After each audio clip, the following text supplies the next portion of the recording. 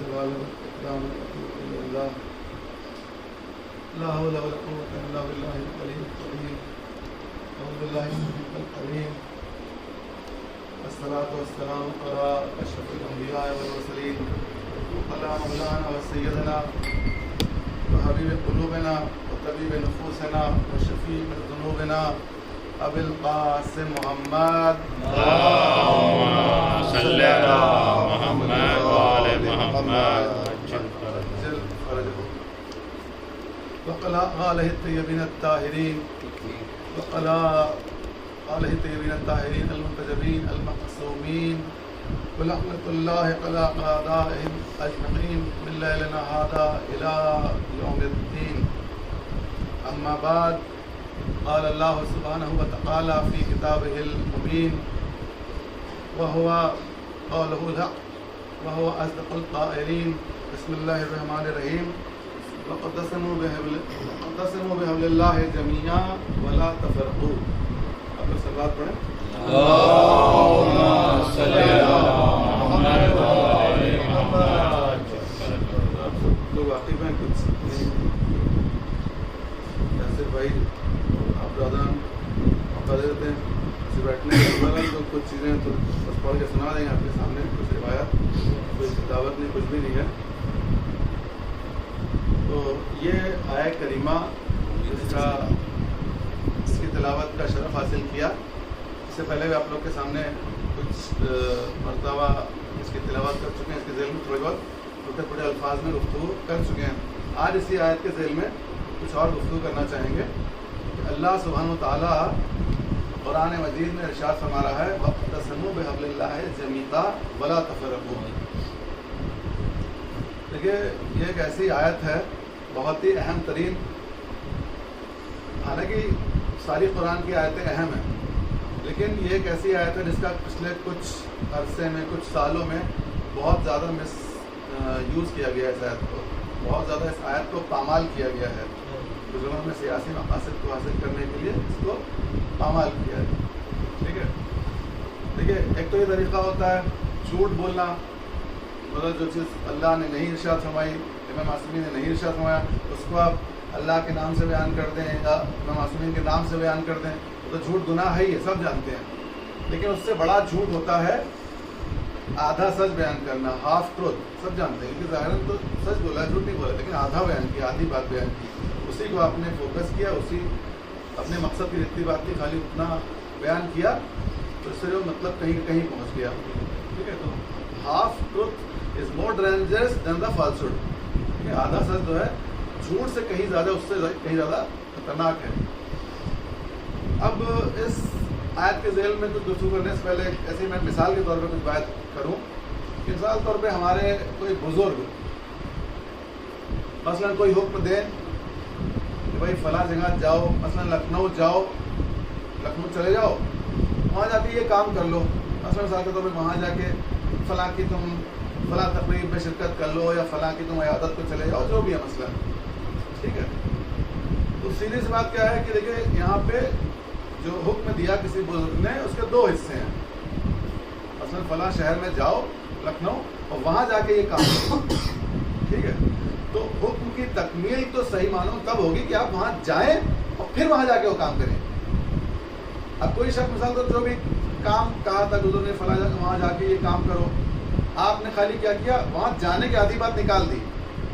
آپ نے کہا انہوں نے یہ کہا تھا کہ بھائی یہ اس کی یہ کر لینا، آپ نے مطلب اپنے شہر میں بیٹھے بیٹھے وہ کام کر لیا، یا آپ نے بزرگ کے حکم کی تکمیل کری نہیں کری، لیکن آپ نے فریب دیا.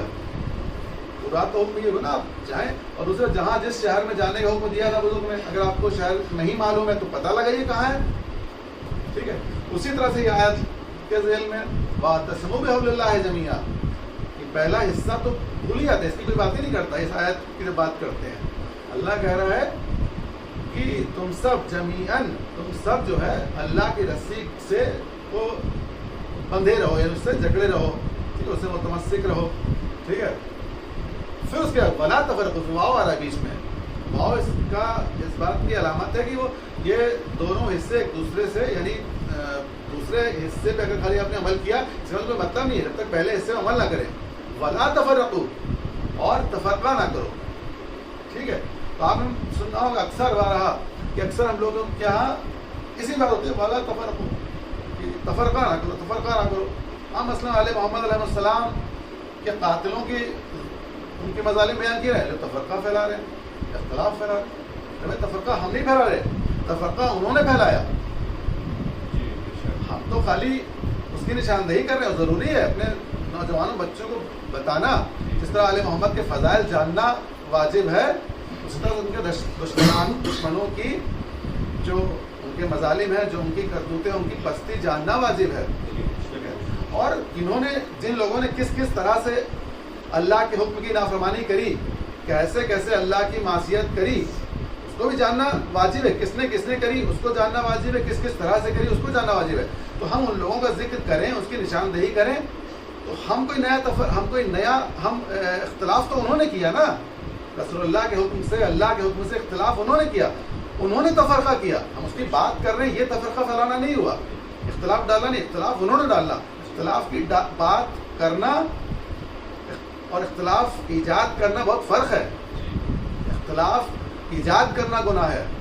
اختلاف کی اگر جو جہاں کے آلریڈی موجود ہے اختلاف، اس کی معرفت حاصل کرنا، اس کو پہچاننا، اور حق و باطل، اختلاف ہے کا مطلب ایک حق ہے باطل ہے، اس میں فرق جاننا یہ واجب ہے، لازم ہے.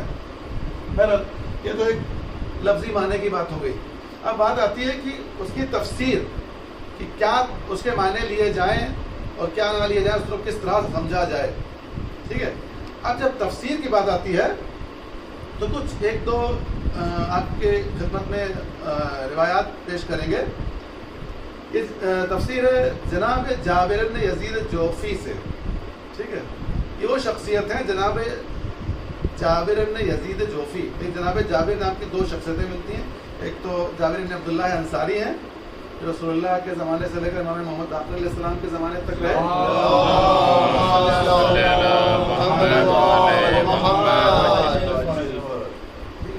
اور یہ دوسرا جناب جابر بن یزید جوفی.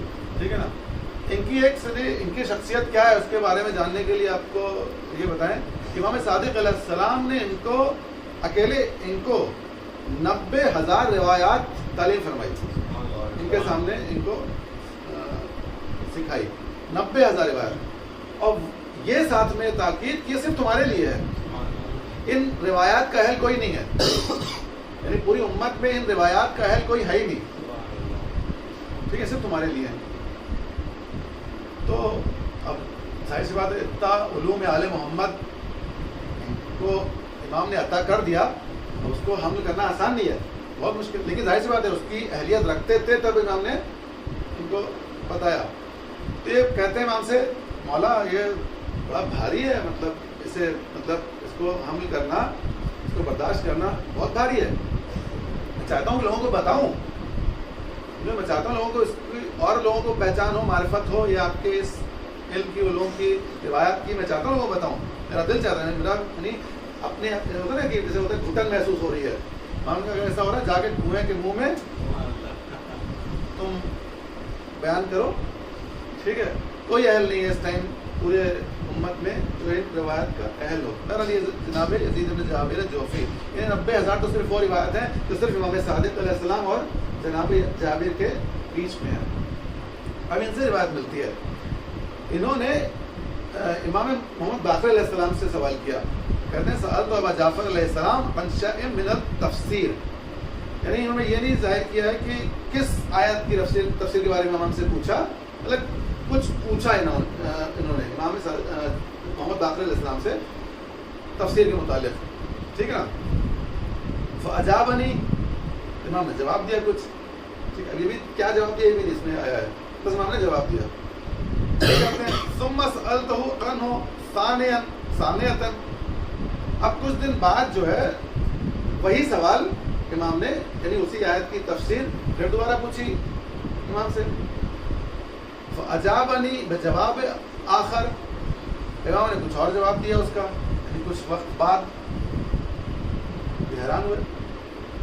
تو یہ کہتے ہیں فقلت، میں نے کہا، انت عجبتنی فی هذه المسألة بجواب غیر هذا، کہ آپ نے اس بار کچھ اور جواب، حالانکہ اور اس میں کہ تیسری بار اور کچھ وقت اور گزرا، تیسری بار پھر امام سے سوال کیا اسی یعنی وہی سیم سوال اسے سیم آیت کے متعلق امام نے کچھ اور جواب دیا. کہتے ہیں امام سے مولا آپ نے تو ہمیں حیرت میں ڈال دیا, بڑی عجیب مطلب حیرت ہو رہی ہے, یہ آپ نے الگ الگ جواب دیے سیم آیت کا. امام کیا ارشاد فرماتے ہیں, امام کہتے ہیں یا جابر, بہت غور سنیے, آپ لوگوں کا وقت تھوڑا سا زیادہ ہو جائے تو معاف کیے گا اور تھوڑا توجہ دیجیے گا, پھر اپنی طرف سے کوئی بیان نہیں کر رہے, خالی پڑھ دے رہے ہیں آپ کے سامنے, کوئی خطابت نہیں ہے. یا جابر ان للقرآن بطنا, یقیناً قرآن کے لیے اس کا ایک باطن ہے قرآن کا, ٹھیک ہے, یعنی ہڈن میننگ. وللبطن بطنا, اور اس باطن کا بھی ایک باطن ہے, قرآن کا ایک باطن ہے اور اس باطن کا بھی ایک باطن ہے, ٹھیک ہے. پھر آگے امام ارشاد فرماتے ہیں وَلَهُ ظَاهِرٌ, قرآن کا ایک ظاہر ہے, وَلَهُ ظَاهِرٌ وَلِلظَّاهِرِ ظَاهِرٌ, اور ظاہر کا بھی ایک ظاہر ہے. اب سوچیے مطلب یہ قرآن کو سمجھنا, لوگ بڑی عقل کی باتیں کرتے ہیں, عقل سے سمجھو, بڑے لوگ بڑے بڑے نامچین لوگ کہتے ہیں, کیا الفاظ ان کے ریپیٹ کریں, نام نہیں لیں گے, کہتے ہیں کہ روایات کی روشنی میں عقلوں کو مت پہ رکھیے, عقلوں کی روشنی میں روایات کو پہ رکھیے. بڑے نامچین لوگ ہیں, بڑے مرید ہیں لوگوں کے. ارے کہاں کتنی عقل اللہ نے تم کو دے دی ہے. ابھی آگے سنیے, یہ تو بات وہ کہہ سکتا ہے, جملہ ابھی نقل کیا, جس کی عقل کو اللہ نے کامل بنایا, کامل قرار دیا, وہ یہ کہہ سکتا ہے کہ اپنی عقلوں سے آیت کو پرکھو, روایت کو پرکھو, ٹھیک ہے, اور کوئی نہیں کہہ سکتا. اور وہ کامل العقل کون ہے سوائے 14 معصومین کے, ٹھیک ہے. تو ہم کہہ رہے سنیے کہ قرآن کا ایک باطن ہے, یعنی پوشیدہ اس کے میننگ ہے, اور اس باطن کا بھی ایک باطن ہے. قرآن کا ایک ظاہر ہے اور ہر ظاہر کا بھی ایک ظاہر ہے, ٹھیک ہے. اب سنیے امام کا زبردست امام کے الفاظ, واقعی میں ہم لوگ کی زندگی سنور جائے, ہم لوگ امام کی ایک حدیث کو اپنی زندگی میں اتار لیں, ایک کلمہ نورانی کو اپنی زندگی میں اپنے قلب کی گہرائی میں اتار لیں, ایک قلب کی ایک روایت کو قلب کی گہرائی میں اتار لیں تو ہماری زندگی کامیاب ہے انشاءاللہ. یہ معرفت کی گوشیں الگ الگ روایات سے ہی آتے ہیں, اور کچھ تو معرفت. امام کے الفاظ سنیے, بڑے جو زبردست ہیں. وَلَيْسَ شَيْءٌ أَبْعَدَ مِنْ عُقُولِ الرِّجَالِ, بڑا زبردست الفاظ ہے. دیکھیے واقعی ہم نے ہمارے جان قربان امام معصومین امام باقر علیہ السلام پہ ہماری جانیں, ہمارے والدین, ہمارے خاندان قربان ہو امام کے اوپر, ساری امت پوری کائنات قربان ہو جائے. امام کہتے ہیں وَلَيْسَ شَيْءٌ أَبْعَدَ مِنْ عُقُولِ الرِّجَالِ, امام کہتے ہیں کہ جتنی کوئی چیز اب یعنی سب سے دور, فاردسٹ نہیں ہے, عقول رجال, تمام لوگوں کی عقلوں سے کوئی چیز اتنا دور نہیں ہے. دیکھیں امام نے الفاظ کیا ہے عقول الرجال, سارے دنیا کی کائنات کے مرد اور عورت اس میں آ گئے, کوئی اس سے مستثنا نہیں ہے, ایکسیپشن نہیں ہے. کہتے نہیں ان کے بارے میں بات نہیں, ایسا نہیں ہے, سب اسی میں آ گئے 14 معصومین کے علاوہ, ٹھیک ہے. کہ دنیا کی کوئی شے اس سے دور نہیں ہے لوگوں کی عقلوں سے. کیا ہے؟ من تفسیر القرآن, یعنی تفسیر قرآن سے زیادہ کوئی اور چیز, دوسری چیز بعید نہیں ہے. یہ جملہ واضح ہوا ترجمہ. دنیا کی کوئی چیز جو سب سے زیادہ لوگوں کی عقلوں سے دور ہے وہ تفسیر قرآن ہے. یہ کہنے والے لوگ, کوئی نہیں سمجھنے والے کہ ہم عقلوں سے قرآن کی تفسیر سمجھ لیں گے, آپ ان کی منزلت کو اس روایت کے ذیل میں پرکھ سکتے ہیں, ان کی عقلوں کو پرکھ سکتے ہیں, ٹھیک ہے. اور بہرحال ان کی اور آگے پھر امام فرماتے ہیں ان الآیۃ یکون اولھا فی شیء, ہم کہتے ہیں اکثر ایسا ہوتا ہے کہ کوئی آیت ہوتی ہے, اس کا پہلے حصہ, شروعاتی حصہ کسی چیز کے بارے میں ہوتا ہے, ایک آیت کا حصہ, وآخرھا فی شیء, اور آیت کا آخر کا حصہ یعنی دوسرا حصہ کسی دوسری چیز کے بارے میں ہوتا ہے. وہو کلام متصل, لیکن پھر بھی وہ ایک آیت ڈسکنیکٹڈ نہیں ہے, پھر بھی وہ کنیکٹڈ ہے, یعنی قرآن کا کلام ہے, اور اس کلام کو اس طرح واضح کرنا امام کا کمال ہے. اپنی طرف سے کچھ نہیں کہہ رہے ہیں. کہ آیت کئی بار ایسا ہوتا ہے آیت کا ایک حصہ کسی چیز کے بارے میں، دوسرا حصہ دوسری چیز کے بارے میں، اور پھر بھی آیت اپنے آپ میں ڈسکنیکٹڈ نہیں ہے، وہ متصل ہے. ٹھیک ہے، متصرف علی وجوہ، اور پھر بھی اس کے معنی الگ الگ نکلتے ہیں. سمجھ رہے نا؟ اب دیکھیے اسی اس میں مثال مثلا آپ کے سورہ احزاب میں سب سے مشہور آیت سورہ احزاب کی کون سی ہے؟ آیت تطہیر. ٹھیک ہے، اب سوچیے بھیا اس کا کچھ حصہ کسی کے بارے میں ان کی مذمت ہے البتہ، اور اسی آیت کا حصے میں آل محمد کی پاک و پاکیزگی کا اعلان ہے. یعنی اللہ نے ارادہ کیا، یعنی پاک و پاکیزگی کا اعلان کیا، بالکل اپوزٹ ہے. شخصیت بھی الگ ہے اور معنی بھی الگ ہے، اس کا یعنی اشارہ بھی الگ ہے. اب بھائی لوگوں نے اپنی عقلوں سے سمجھنے والے کن کن لوگوں کو شمار کر لیا اس آیت تطہیر میں، جہاں یعنی کہ جو یعنی نجاستوں کے بالکل غلاظتوں نجاستوں میں بالکل پھنسے ہوئے تھے دلدل میں، نجاستوں کے غلاظتوں کے دلدل میں، ان کو آپ نے آیت تطہیر میں شمار کر لیا. ٹھیک ہے، تو آپ یہ سوچیے کہ جو انسان یہ ایسا یعنی دعویٰ کرے، ایسا گمان کرے کہ عقل سے سمجھی جا سکتی ہے آیت قرآن کی تفسیر، تو واقعی میں اتنا ہی وہ آیت سے دور ہے، قرآن کی تفسیر سے اور تعویل سے دور ہے. اور وہی سیم چیز تمام چیزوں میں جو کہتے ہیں نا عقل سے مثلا دیکھیے شریعت کی جتنی بھی چیزیں ہیں، دین کے جتنے بھی جز ہیں، تمام جز دین کے، شریعت کے، اسلام کے عقل کے خلاف نہیں ہے. ٹھیک ہے، لیکن بات ہے کہ آپ اپنی عقل سے شریعت نہیں بنا سکتے. آپ اپنی عقل سے اسلام کے قوانین طے نہیں کر سکتے کہ میری عقل میں آتا ہے تو ہم یہ قوانین طے کر لیں. نہیں بھائی، اسلام کے قوانین وہی ہوں گے جو اللہ نے طے کر دیے، رسول اللہ نے جو طے کر دیا، یا ہمیں معصومین اس کا اعلان کر دیا. ٹھیک ہے، اب وہ آپ کی عقل کے اس میں دائرے میں کب آئے گا جب آپ کی عقل جو ہے کمال پہ پہنچے گی. اور کمال دیکھیے بالکل پرفیکشن تو عقل نہیں پہنچ سکتی. آپ کی پرفیکشن پہ تو 14 معصومین جس نے اللہ نے جن کو دے دیا ان تک ہی. ہاں لیکن اللہ فہم، عقل و فہم عطا کرتا ہے. ٹھیک ہے، اللہ کے مختلف اللہ کا کرائٹیریا ہے، اس کی بات نہیں کریں گے. بہرحال اللہ عقلوں میں اضافہ کرتا ہے، وہ ہمیں دعا کرنا چاہیے اللہ ہماری عقلوں میں اضافہ کرے، اور ہم جو ہے ہمیں معصومین کی روایات کو، قرآن کی تفسیروں کو جو ہمیں معصومین نے ارشاد فرمائی ہے اس کو ہم درک کر سکیں، سمجھ سکیں. ٹھیک ہے نا. اور پھر وہی چیز ہے کہ اس کے بھی درجات ہوتے ہیں سمجھنے کے بھی. میں نے پہلے بھی کہا ہے کہ بہت بار ہوتا ہے کہ ہم نے آج اس کا ایک لیول سمجھا کسی روایت کا، کچھ دنوں بعد، کچھ عرصے بعد، 6 مہینے، سال، 2 سال بعد کچھ اس کا لیول سمجھا، پھر اور سال 2 سال کچھ اور لیول سمجھا، کرتے کہ پوری زندگی کے آخری زندگی کے مرحلے تک ہم جو ہے اس کے کچھ نہ کچھ اور اس میں ہمارے اگلے لیول تک پہنچتے رہیں گے روایت کو سمجھنے میں. ایک سال بات پڑھیں آپ لوگ.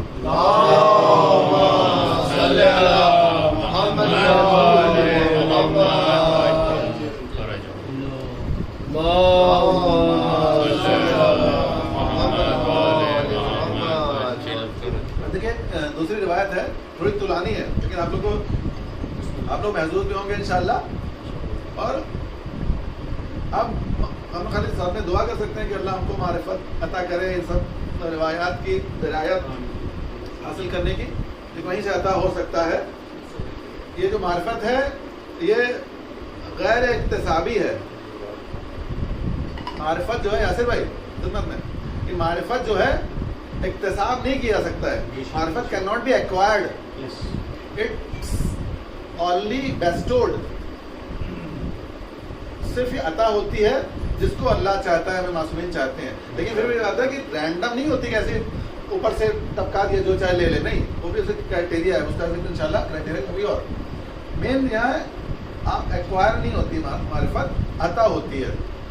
عطا کرنے کا کرائٹیریا میں سے ایک ہے کہ ہاں انسان علم حاصل کرے، پڑھے روایات، اور اس کو قلب کی گہرائی میں اتارے، ہر چیز اپنے آپ کو لگا کے ریجیکٹ نہیں کرے کہ میرے عقل میں نہیں آتا، ایسا کیسے ہو سکتا ہے، ویسا کیسے ہو سکتا ہے. نہیں، جو ہمیں معصومین نے کہہ دیا اس کو تسلیم کریے. یہ اسلام ہے. یہ روایات کو تسلیم کرنا، قبول کرنا، یہی اسلام ہے. آپ کی عقل میں نہیں آتا ہے، آپ اسے سائڈ کر دیے. آپ دعا کریے کہ آپ کو عقل، اللہ آپ کی عقل کو اتنا کامل، اتنا اس میں میچورٹی دے کہ آپ اس روایات کو سمجھ سکیں. ٹھیک ہے. اور اکثر ہوتا ہے ان لوگوں کو اس روایات کے اوپر لوگ اڑے رہتے ہیں جب کہ کہیں کسی جگہ وہ مطلب موجود ہی نہیں، کسی حدیثی کتاب ہو، کسی محدث نے اسے لکھا ہی نہیں. ٹھیک ہے نا. اور باقی جو مستند اور جو معتبر روایات اس کے بارے میں لاتے ہیں یہ ضعیف ہے فلاں، ہمیں ان کو معلوم نہیں ضعیف کا مطلب کیا ہوتا ہے اور مرسل کا مطلب کیا ہوتا ہے. بس وہ انہوں نے اور جو روایت اتنی مشہور کر رکھی ہے جن کا کہیں نام و نشان نہیں حدیثی کتابوں میں، کیا کلو یوم عاشورا کلو اور دن کربلا، کیونکہ بالکل خلاف ہے، بالکل امام معصومین کے بالکل خلاف ہے. پھر اس کی بات نہیں کرنی ہے. اب قرآن سمجھ کون سکتا ہے، یعنی اس کی تفسیر، اس کے جو ڈیپر میننگ ہے، اس کی گہرائی تک کون سمجھ سکتا ہے، اس کے بارے میں روایت آپ کے سامنے پیش کریں گے. ٹھیک ہے. کہ یہ جو روایت اس کے راوی ہیں زید ابن زید شحام. ٹھیک ہے نا. یہ ارشاد فرماتے ہیں کہ دخل قتادہ ابن دقامہ، قتادہ نام کا ایک شخص تھا. ٹھیک ہے نا. یہ جو ہے یہ بھی امام محمد باقر علیہ السلام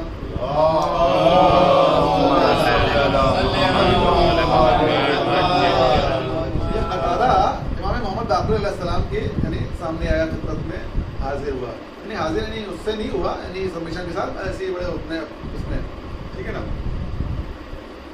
تو امام باقر علیہ السلام نے اس سے پوچھا، کہا یا قتادہ انت فقیہ اہل البصرہ، ہم نے سنا ہے تم اہل بصرہ کے فقیہ ہو، تم اہل بصرہ کے فقیہ ہو تم قتادہ.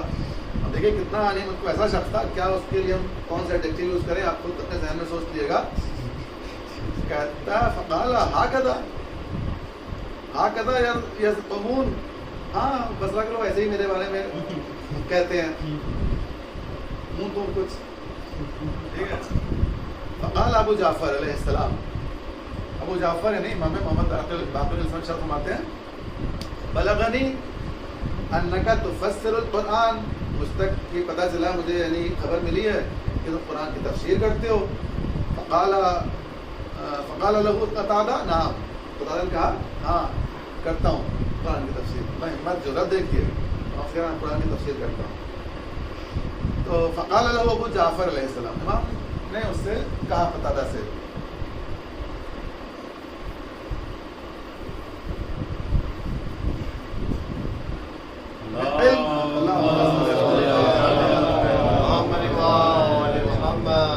سوال کرتے ہیں تفسیر کرتے ہو آگے اس کے، علم تفسر ہو ام بجہل، یہ تو تفسیر کرتے ہو قرآن کی علم سے کرتے ہو کہ جہل سے کرتے ہو. اور ہم نے ایسا سوال کر دیا پھنسانے والا. ٹھیک ہے. اور ظاہر سی بات ہے کہ جو انسان اپنے آپ کو یعنی ہو اصلیت میں جاہل، دیکھیے عالم اگر انسان ہو، دیکھیے ایکچوئل عالم تو عالم محمد ہے. لاسٹ ٹائم بھی یہ عرض کیا تھا کہ جو حدیث ملتی ہے رسول اللہ کی علماء امتی افضل من انبیاء بنی اسرائیل، تو اس طرح کی جو حدیث ہے وہ ائمہ معصومین علیہ السلام جیسے سلسلے ان کو عالم سے برا رسول اللہ کی ائمہ معصومین ہے. ٹھیک ہے. اصل عالم تو ائمہ معصومین پہلا، لیکن جس نے اپنا جہل جتنا انسان دور کرتا جاتا ہے، ٹھیک ہے، علم کی منزلیں کراس کرتا جاتا ہے، منزلوں پہ بڑھتا جاتا ہے. ٹھیک ہے. بہرحال تو علم کا ایک جو سب سے اہم جو علم کا جو اس کا وہ ہے یعنی علامت ہے کہ انسان اپنے جہل سے واقف ہوتا جاتا ہے. ٹھیک ہے. اپنے جہل سے انسان واقف ہوتا جاتا ہے. جتنا علم ہوتا ہے سب سے بڑی علامت یہ ہے کہ انسان اپنے جہل سے واقف ہوتا جاتا ہے کہ میں کتنا بڑا جاہل ہوں. کہ واقعی میں انسان اگر واقعی صحیح معنوں میں اگر انسان کچھ سیکھتا ہے، پڑھتا ہے، تو اس کو اپنی جہالت کا کہیں بدرجہ اولا زیادہ احساس ہوتا ہے. یعنی دن بدن اس کو اپنی جہالت کا احساس زیادہ ہوتا جاتا ہے. ٹھیک ہے نا. جب تک کچھ نہیں معلوم، کچھ کتابیں نہیں پڑھی، کچھ آیت روایت کچھ نہیں، تب تک سمجھتا ہے میں عالم ہوں. اور اسی سلسلے میں امام کی حدیث بڑی مشہور و معروف ہے کہ من قال انا عالم فہو جاہل، جو اپنے آپ کو عالم کہے وہ جاہل ہے. کیا کرتے ہیں جی آپ کیا آپ کا مشغلہ کیا؟ ہم جی عالم ہیں جی، لوگ کہتے ہیں نا ہم کوئی بھی اپنے آپ کا ایڈجیکٹو یوز کرے لیکن اس کا مطلب ہوتا ہے ہم عالم ہیں. تو ہم کہتے ہیں من قال انا عالم فهو جاہل, جو اپنے آپ کو عالم کہے وہ جاہل ہے. اب ظاہر سے یہاں قتادہ کی بات چلی, جو پورا اوپر سے نیچے تک جاہل مرکب ہے, میرا جاہل ہے, اب وہ کیسے کہہ دے میں جہل سے تفسیر کرتا ہوں. ہم نے سوال کیا نا تم تفسیر کرتے ہو جہل سے کرتے ہو علم سے کرتے ہو؟ وہ نہیں کہہ سکتا نا کہ جہل سے کرتا ہوں, کہتا بے علم, علم سے کرتا ہوں. ٹھیک ہے نا, قالا لا بے علم, نہیں بھائی میں علم سے کرتا ہوں. تو ہم نے کہا فقال له ابو جعفر, اس سے کہا امام محمد باقر علیہ السلام نے, فَإِن كُنْتَ تُفَسِّرُهُ بِعِلْمٍ, اگر تم علم سے تفسیر کرتے ہو, فَأَنْتَ وَأَنَا أَسْأَلُكَ, جب میں سوال کروں تو قائم رہنا علم سے کرتا ہوں, یعنی پلٹ مت جانا. فَأَنْتَ اس پہ باقی رہنا, اس پہ اپنے کہے ہوئے پہ. ٹھیک ہے. قال قتادہ, اب دیکھیے آخر میں ضرورت کے انسان تھی, اس کی بڑی ہمت کی داد دینی پڑے گی. مطلب ہمت ویسی والی, یعنی احمقانہ ہمت. بھائی کوئی شیر کے سامنے شیر کو للکارے تو ضرورت کوئی مطلب ویسے تھوڑی نا, ممدودہ ہمت تھوڑی نا ہے, تو احمقانہ ہے نا. تو کہتا سل, سوال کریے. ٹھیک ہے. تو ہم نے کہا قالا اخبرنی, ہم نے کہا اخبرنی, مجھے بتاؤ, ان قول اللہ تعالی, ان قول اللہ عز و جل. ہم نے قرآن کی آیت پڑھی, سورہ سبا کی 18ویں آیت پڑھی ہم نے. یہ آیت یہ ہے, وقدرنا فیہا السیر سیروا فیہا لیالیا وایاما آمنین, سورہ سبا کی 18ویں آیت ہے. حالانکہ یہ بھی آیت کا ایک حصہ ہے, پوری آیت. اس سے پہلے اور کچھ شہروں کا ذکر ہے قرآن میں جو آیا ہے. ٹھیک ہے, کچھ قریے شہر کا, اس کے بارے میں ذکر. پھر اس کے بعد یہ آیا وقدرنا فیہا السیر. قدرنا یعنی اللہ کہہ رہا ہے میں نے قرار دیا ہے, یعنی مقدر کیا ہے, قرار دیا ہے. فیہا السیر یعنی سفر کرنا, اس میں میں نے یعنی ایک طرح سے واجب قرار دیا ہے. ٹھیک ہے نا. یہ سیروا فیہا, اور پھر یعنی سفر کرو اس میں, لیالیا و ایامن یعنی رات میں اور دن میں, یعنی کبھی بھی جب تم چاہو سفر کرو. آمینین, سیروا فیہا لیالیا و ایامن آمینین, اور امن کی حالت میں رہو گے. یعنی اللہ کہہ رہا ہے اس میں سفر کرو امن کی حالت میں. ٹھیک ہے. امام کہہ رہے اس کا بتاؤ تفسیر کیا ہے, کس بارے میں اللہ ارشاد فرما رہا ہے. واقعی دیکھیے عالم اسلام الجھا ہوا ہے اسی میں آج تک. عالم جو اس نے تفسیر بتائی ابھی آپ کے سامنے خدمت میں عرض کریں گے, قتادہ نے, عالم اسلام وہی مانتا ہے آج تک. ٹھیک ہے. فقال قتادہ ذالک, فقال قتادہ, قتادہ کہتا ہے ذالک من خرج من بیتہ, یہ ان کے بارے میں ہے جو اپنے گھر سے نکلتے ہیں, بے زاد حلال, زاد راہ جو ہے حلال لے کے چلتے ہیں, وراحلۃ وکراء حلال. ٹھیک ہے نا. اور جو سواری ہوتی ہے وہ حلال یعنی کرایہ اس کا دے کے باقاعدہ, یعنی غصبی نہیں ہو سواری اس کی, یعنی یہ کرایہ کے اونٹ کو یہ بولتے ہیں راحلہ. ٹھیک ہے. وہ لے کے چلتے ہیں کرایہ کے اونٹ کو, نہیں باقاعدہ جائز اس کا پیسہ ایسا ادا کر کے. یرید ھذا البیت, یعنی اس خانہ کعبہ کی طرف آنے کے ارادے سے سفر کرتے ہیں, یعنی حج کرنے کے لیے سفر کرتے ہیں. ٹھیک ہے. کانا آمنن, وہ جو ہے امن میں رہتے ہیں. حتی یرجع الی اہلہ, جب تک یہ اپنے گھر والوں تک واپس نہ ہو جائے. دیکھیے پھر سے سمجھیے, عالم اسلام بھی یہی تفسیر مانتا ہے یہ جو آیت ہے قرآن کی, کہ یہ جو لوگ حاجی آتے ہیں سفر کے لیے نکلتے ہیں, اپنا اگر جو ان کا زیادہ راہ ہے, یعنی جو سب حلال کمائی سے, حلال طریقے سے, حلال پیسوں سے زیادہ راہ جو ٹریول کا خرچہ ایکسپینسز بیئر کرتے ہیں, ٹھیک ہے نا, وہ آتے ہیں حج کرنے کے لیے, ان کے بارے میں, اور ان کے لیے امن ہے. ٹھیک ہے. اب دیکھیے امام نے اس سے کہا کہ قال ابو جعفر علیہ السلام نشدتک اللہ, ہم کو اللہ کا واسطہ دے رہے ہیں, اللہ کا واسطہ دے کے تم سے سوال کر رہا ہوں, پوچھ رہا ہوں. یا قتادہ هل تعلم, کیا تم جانتے ہو, انه قد يخرج الرجل من بیتہ, کہ ایسا ہوتا ہے کہ لوگ اپنے گھر سے نکلتے ہیں بے زاد حلال, زادرا حلال لے کے, وراحلۃ وکراء حلال, یعنی یہ جو کرائے کی سواری ہے اونٹ, وہ بھی یعنی باقاعدہ اس کا ادا کر کے پیسہ ایسا سب صحیح طریقے سے, ٹھیک ہے نا. یرید ھذا البیت, اور یعنی خانہ کعبہ کی طرف آتے ہیں, ٹھیک ہے. فیقطع علیہ الطریق, اور کئی بار ایسا راستہ بھٹک جاتے ہیں, راستہ ان کا یعنی آبسٹرکٹ ہو جاتا ہے, ٹھیک ہے. اور کیا ہوتا ہے, فتذهب نفقہ, ان کا مال لوٹ جاتا ہے راستے میں. مطلب ضروری سب چیزیں, ہم ایگزامپل دے رہے ہیں, ضروری سب ایک ہی آدمی کے ساتھ ہو, لیکن اکثر اس طرح کی چیزیں ہوتی ہیں نا, ٹھیک ہے. یا تو ان کا راستہ بھٹک جاتے ہیں, راستہ ان کا آبسٹرکٹ ہو جاتا ہے, یا ان کا مال لوٹ جاتا ہے.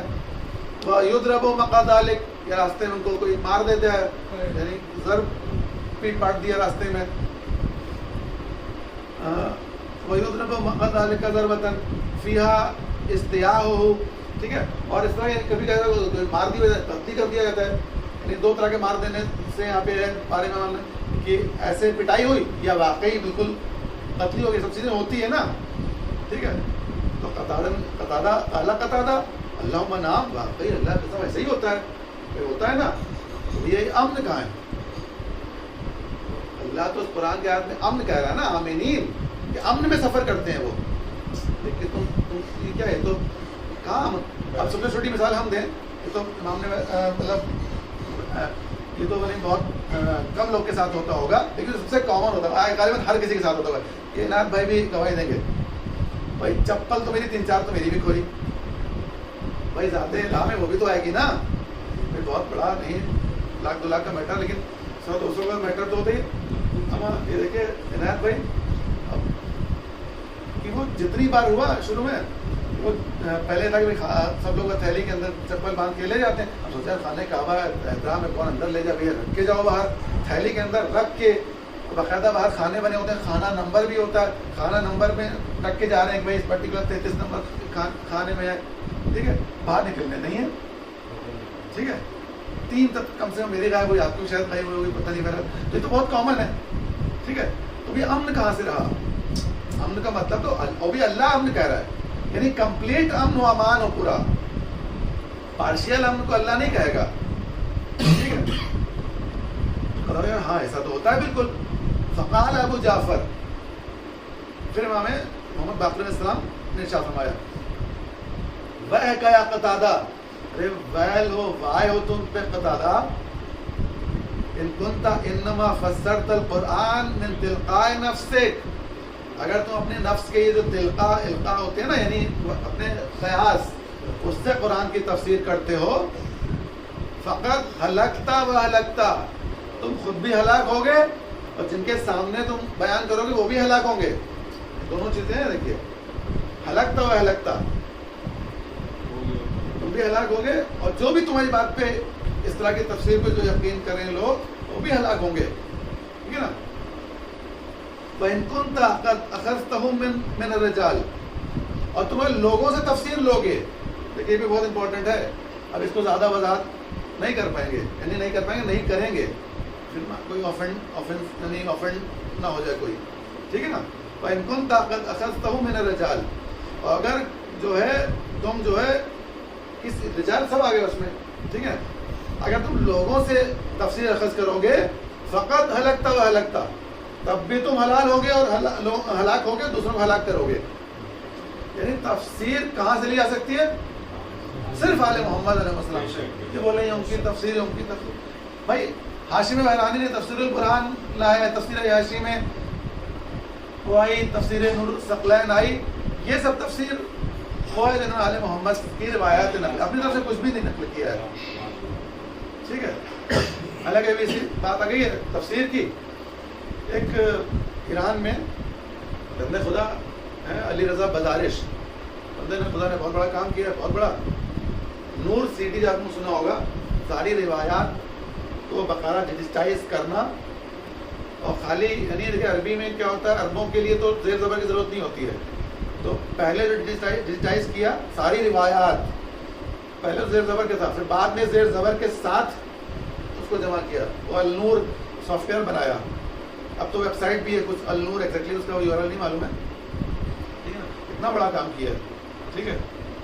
اور ایک ویب سائٹ انہوں نے لانچ کری ہے, alvahy.com, alvahy.com, ٹھیک ہے. تو اس میں انہوں نے باقاعدہ سب سیریل وائز قرآن کی سورے وائز الگ الگ ساری آیتوں کی تفسیر جمع کی باقاعدہ سیکوینس میں، ٹھیک ہے نا. اور جس کی ملی روایت امام معصومی سے وہ نقل کیا ہے، باقی کوئی اپنی طرف سے اپنا خیالی بلاؤ کچھ نہیں کہ میرا خیال اس بارے میں یہ ہے، نہیں کچھ نہیں ہے. بہت بڑا کام ہے، ٹھیک ہے. حالانکہ ایک چیز کی بات ہے علی رضا بازاری صاحب کی کہ بہت پہلے انہوں نے شروع کیا تھا، بالکل جوانی میں شروع کیا تھا انہوں نے، ٹھیک ہے. عظیم کام. تو کر بیچ میں یہاں وہاں منسٹر بنا دیے گئے تھے، پتہ نہیں چیز کا اس کا جو ہوتا ہے کیا بولتے ہیں اسے، سوچنا اور پرسارن منتری، یعنی اس میں وہ ہوتا ہے نا فلموں کا جو وہ ہوتا ہے سینسر بورڈ، ہاں فلموں کے سینسر بورڈ کے چیئرمین بنا دیے گئے تھے. فلمیں جو بن رہی ہیں ان کو پہلے ریویو کریے، دیکھیے کہ اس میں کچھ صحیح ہے کہ نہیں ہے. اگر صحیح ہوگا تو آپ اوکے کریے گا تو اس کو سرٹیفکیٹ ملے گا، اور غلط ہوگا تو آپ اسے کاٹ دیے اس سین کو، یا مثلاً اس کو آپ ریجیکٹ کر دیے فلموں کو. تو سب چیز میں چلے گئے تھے. لیکن بہرحال پھر دوبارہ اور انہوں نے واقعی کتنا عظیم کام ہے واقعی. اللہ واقعی میں آخرت کے لیے کافی ہے بھائی. اب سوچیے آج کی تاریخ میں جو لوگ تفسیر ریفر مطلب ایزی طریقے سے ریفر کرنا تھا، بھائی کھولا کون سا سورہ اس کی کون سے ڈھڑ سے تفسیریں آ جاتی ہے الگ الگ حوالوں سے، ٹھیک ہے. بہرحال سلوات پڑھیں آپ لوگ.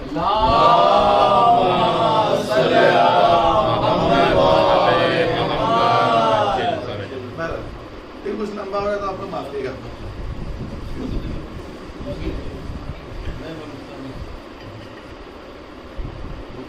اچھا آپ سنیے، امام فرماتے ہیں پھر سے وہ ہے کیا قتادہ، پھر سے کہتے ہیں امام وائے ہو تم پہ قتادہ.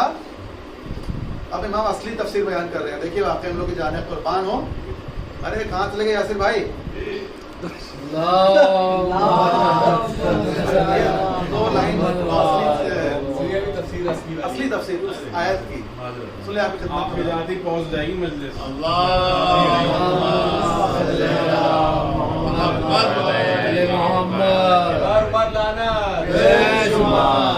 ذالک من خرج من بیتہ بزاد وراحلۃ وقراء حلال. یعنی امام نے جملہ وہی فرمایا کہ ان کے بارے میں ہے من خرج من بیتہ، جب اپنے گھر سے نکلے بزاد وراحلۃ وقراء حلال یروم هذا البیت. اتنا تو ٹھیک ہے، اپنے اس خانہ کعبہ کی طرف آتے ہیں، ٹھیک ہے.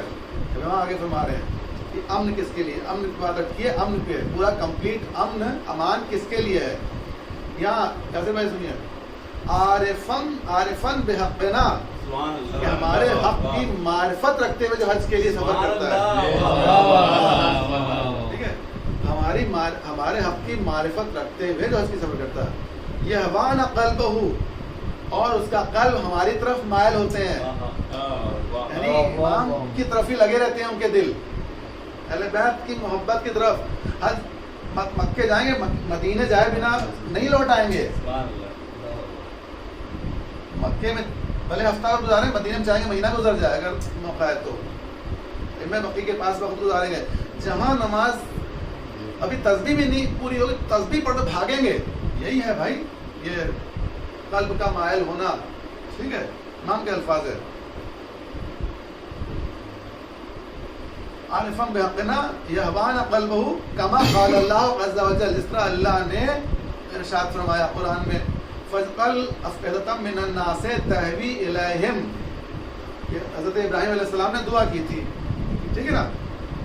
پروردگار جو ہے لوگوں کے یعنی کچھ من الناس، یعنی ہر لوگوں کے لیے دعا نہیں کی تھی حضرت ابراہیم علیہ السلام نے. من الناس، لوگوں میں سے کچھ لوگوں کے دلوں کو مائل کر دے اس کی طرف. اب دیکھیں عالم اسلام کس کو لیتا ہے؟ خانہ کعبہ اس کے معنی لیتا ہے.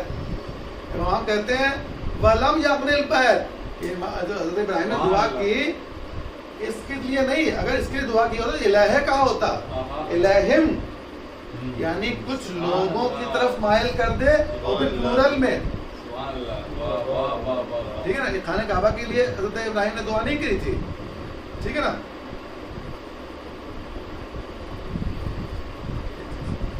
فَيَقُولُ الہ، ہاں سوری یعنی اگر خانہ کعبہ مراد ہوتا تو الہ ہوتا، الہم نہیں ہوتا. ہم فرماتے ہیں فنحن واللہ دعوت ابراہیم، سبحان اللہ، واہ واہ واہ، کہ ہم حضرت ابراہیم کی دعا ہیں جن کے لیے حضرت ابراہیم نے دعا کی تھی. کچھ لوگوں کے دلوں کو مائل کر دیں ان کی طرف، کچھ لوگوں کے دلوں کو، ٹھیک ہے نا. سب کے دل حضرت آل محمد کی طرف مائل نہیں ہوں گے. من الناس، کچھ لوگوں کے دل مائل ہوں گے.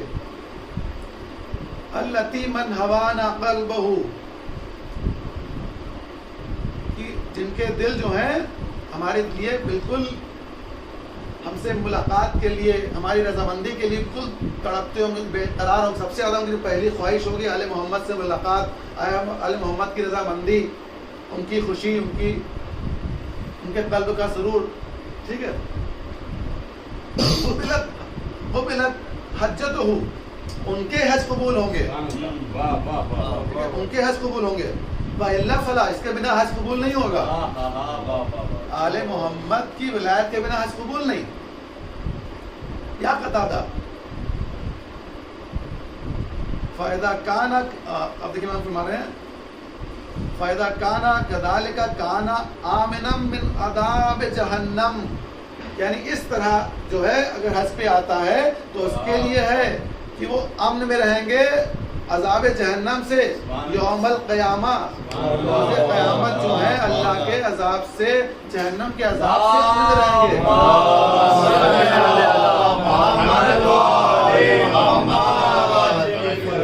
دنیا میں امن کی بات نہیں تھی کہ حاجیوں کے لیے امن ہے، نہیں بھائی، ٹھیک ہے. روز قیامت امن میں ہوں گے، یعنی عذاب جہنم سے پوری طرح سے بری ہوں گے، اس سے محفوظ ہوں گے. کون؟ جو خانہ کعبہ کی طرف سفر کریں حج کے لیے اور ولایت آل محمد کے ساتھ. ٹھیک ہے نا. قال قتادہ نے کہا لا جرم واللہ، اللہ کی قسم، لا فسرتها الا هكذا، واقعی میں نے ایسی تفسیر نہیں کری. فقال ابو جعفر علیہ السلام، امام جعفر فرماتے ہیں واہ گیا قتادہ، وائے ہو تجھ پہ قتادہ. ہم بار بار وائے کر رہے ہیں کہ ظاہر اقرار تو کر رہا ہے کہ ہاں میں نے ایسی تفسیر نہیں کی اور یہ سب چیزیں مان، لیکن ظاہر عقیدہ اس میں نہیں چینج ہونے والا. ٹھیک ہے. امام فرماتے ہیں یا قتادہ انما، اب دیکھیے اب بات ہے آ رہی ہے کہ قرآن کون سمجھے گا. بات یہ یہاں شروع ہوئی تھی، قرآن کون سمجھے گا، اس کی تفسیر، قرآن کے اصل معنی جو ڈیپر میننگ ہے، ڈیپسٹ، وہ وہاں تک کون پہنچے گا. انما یعرف القرآن من خُوطِبَ بِہ، قرآن اصل معنوں میں وہ سمجھے گا جس سے قرآن نے خطاب کیا ہے. قرآن کا مخاطب جو ہے وہ سمجھے گا. قرآن اللہ نے نازل کیا رسول اللہ پہ، اور رسول اللہ کے جانشین امام معصوم علیہ السلام، تو وہی اصل سمجھیں گے. اب وہ ہے کہ ایسا نہیں کہ جو مومنین ہیں، مسلمان ہیں، وہ لوگ تک نہیں پہنچ سکتی ہے قرآن کی اصل معنی، قرآن کی معرفت نہیں، ایسا نہیں ہے، لیکن ان کے ذریعہ ہی پہنچے گی. اب دیکھیں ایک چیز اس میں ایک نکتہ کہ قرآن کو رسول اللہ لوگوں تک پہنچانے کے لیے اللہ نے پہلے تو جبرائیل کے ذریعے حضرت رسول خدا صلی اللہ علیہ وآلہ وسلم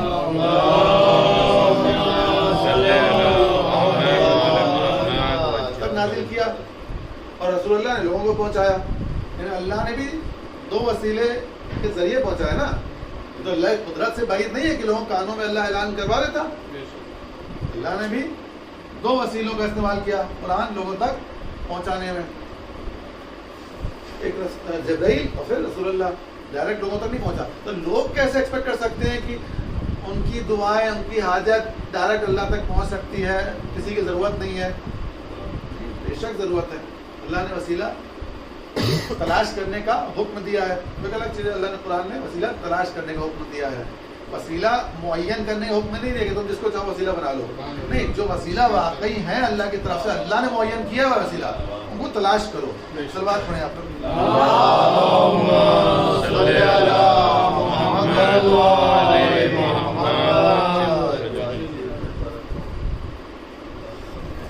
اب بات آتی ہے واپس اس پہ واعتصموا بحبل اللہ جمیعا پہ. ٹھیک ہے.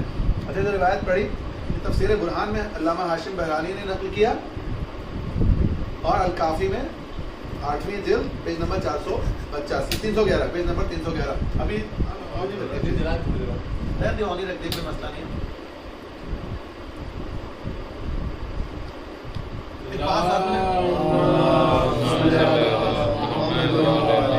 لوٹتے ہیں حبل اللہ پہ. معاف کیجیے تھوڑا ٹائم، اور ہمیں اتنا یعنی اتنی مہارت نہیں ہے کہ سمیٹنے کی، جلدی سے تھوڑا سا اس کے لیے معذرت چاہیں گے آپ سے. بات پھیل گئی تو حبل اللہ کی بات، ٹھیک ہے. یہ حبل اللہ آخر کون ہے؟ اور اس میں ایک واقعہ ملتا ہے جو امام زین العابدین علیہ السلام ارشاد فرما رہے ہیں. ٹھیک ہے.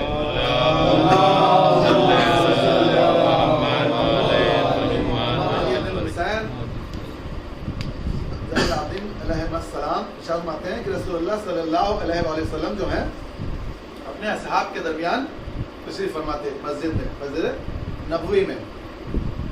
تو رسول اللہ صلی اللہ علیہ وآلہ وسلم نے یہ لوگوں بتایا، اصحاب کو بتایا کہ ایک شخص آئے گا یہاں پہ، داخل ہوگا، ٹھیک ہے، اور وہ شخص اہل جنت میں سے ہوگا، وہ شخص اہل جنت میں سے ہوگا، ٹھیک ہے. اور جو ہے وہ داخل ہوگا ابھی، یعنی پہلے تو اعلان کر دیا رسول اللہ نے کہ اہل جنت میں ہوگا، اہل جنت میں سے ہوگا. پھر رسول اللہ علم غیب رکھتے ہیں، ٹھیک ہے، لوگوں کی آخرت اور دنیا کا سب کی خبر رکھتے ہیں. اور دوسری چیز رسول اللہ نے کہا کہ دیکھو وہ اس سے پوچھ بھی لینا وہ کیوں آیا ہے، ٹھیک ہے. تو اب پھر اسی وقت ایک شخص آیا جو کافی لمبا تھا، لمبا بدقامت والا، ٹھیک ہے نا. ایک مدیر ایک قبیلہ تھا، اس سے اس کی شباہت ملتی ان قبیلے والوں سے. اب رسول اللہ صلی اللہ علیہ وآلہ وسلم کی خدمت میں آ کے حاضر ہوا، سامنے آیا، رسول اللہ کو سلام کیا اور وہاں بیٹھ گیا. اب اس نے رسول اللہ صلی اللہ علیہ وآلہ وسلم سے سوال کیا کہ میں نے سنا ہے کہ اللہ سبحانہ وتعالیٰ نے کہ مطلب کوئی آیت نازل کی ہے اور اس میں یہ حکم دیا ہے وَاعْتَصِمُوا بِحَبْلِ اللَّهِ جَمِيعًا وَلَا تَفَرَّقُوا، کہ اللہ کی رسی کو مضبوطی سے تھامے رکھو اور تفرقہ مت کرو، ٹھیک ہے. تو اب یہ شخص سوال کر رہا ہے رسول اللہ سے کہ وہ کون سی رسی ہے، آپ مجھے بتائیں وہ کون سی رسی ہے جس کا اللہ نے حکم دیا ہے کہ ہم اس سے مضبوطی سے تھامے رکھیں اور اس سے ہم جدا نہ ہوں. وہ اللہ کی رسی کون ہے، اس کی نشاندہی کرائیے، ٹھیک ہے. اب دیکھیے رسول اللہ صلی اللہ علیہ وسلم نے کیا کیا، کچھ دیر کے لیے اپنا سر جھکایا، کچھ دیر کے لیے کچھ لمحے خاموشی اختیار کی، پھر اپنا سر اٹھایا اور امام علی ابن ابی طالب علیہ السلام وہاں تشریف فرما تھے، ان کی طرف اشارہ کیا اور یہ اعلانیہ کہا، یہ اللہ کی رسی، ھذا حبل اللہ، ھذا حبل اللہ. یہ وہ ہیں کوئی اگر ان سے ان کی ولایت سے متمسک رہے، ان کی ولایت کو مضبوطی سے تھام لے تو ان کے ذریعے وہ محفوظ رہے گا اس دنیا میں اور آخرت میں، اور وہ کبھی بھی جو ہے گمراہ نہیں ہوگا. آخرت میں محفوظ رہے گا اور دنیا میں کبھی گمراہ نہیں ہوگا ان کی ولایت سے متمسک رہنے کے بنا پر، ٹھیک ہے نا. یہ ایک پہلی روایت جہاں رسول اللہ نے نشاندہی کی حبل اللہ کون ہے، ٹھیک ہے. اب کیا ہوا کہ بڑا انٹرسٹنگ واقعہ ہے. اب وہ جو شخص تھا، اب وہ جلدی سے امام علی علیہ السلام، کیونکہ علی علیہ السلام تو ایسے بیٹھے تھے، وہ پیچھے سے آیا.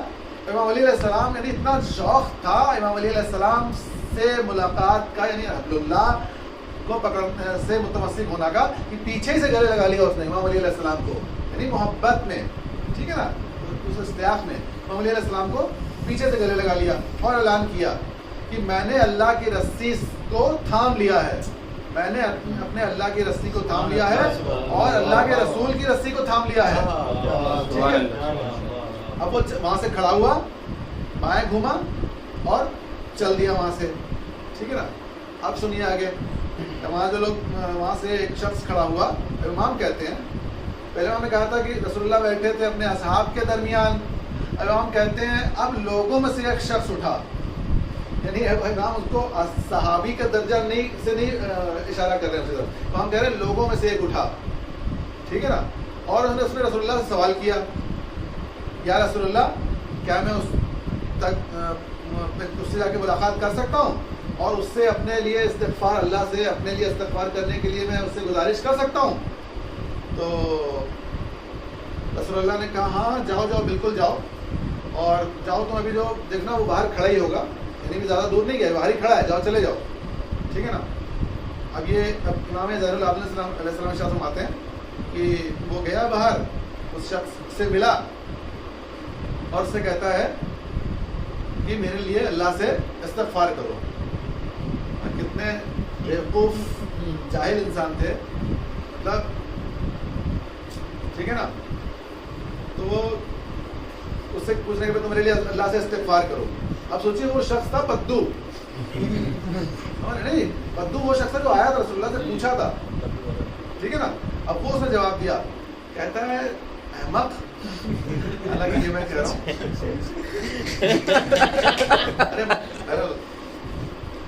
کہتا ہے وہ تم نے سمجھا بھی رسول اللہ نے کیا کہا، یہ حدیث کے الفاظ ہیں، میں سمجھا رسول اللہ نے کیا کہا، رسول اللہ نے مجھ سے کیا ارشاد فرمایا اور کیا مجھ سے حکم دیا، مجھ سے کیا مجھ سے کرنے کو کہا؟ تو کہتا ہاں میں نے سمجھا۔ تو اب اس شخص نے کہا اگر تم نے سمجھا ہوتا نا تو میرے پاس آنے کی ضرورت نہیں ہوتی تم کو، اگر تم نے سمجھا ہوتا کہ رسول اللہ نے کیا کہا تو تم کو میرے پاس آنے کی ضرورت نہیں ہوتی۔ بھائی رسول اللہ نے حکم دیا کہ حبل اللہ، اللہ کے رسول سے متمسک رکھو، تھامے رکھو، اللہ تمہیں بخشے گا دنیا اور آخرت میں، ٹھیک ہے نا، کبھی تم گمراہ نہیں ہوگے، تمہیں میرے پاس آنے کی ضرورت ہی نہیں تھی، مجھ سے تم گزارش کرو کہ مجھے استغفار کرو۔